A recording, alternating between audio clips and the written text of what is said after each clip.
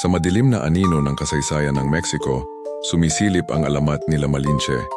Isang babaeng may dalawang mukha, bayani at taksil.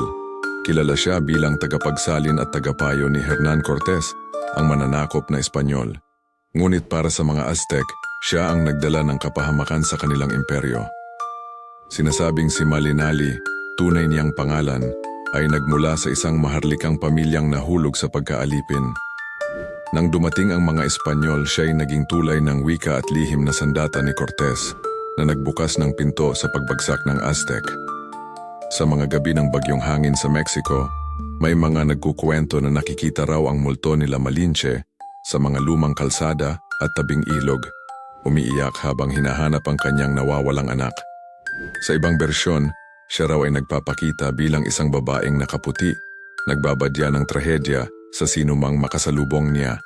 Ang alamat ay sumibol mula sa tunay na takot at galit ng mga Aztec sa pagkawasak ng kanilang sibilisasyon, pati na rin sa sugat ng kolonyalismo na patuloy na nararamdaman.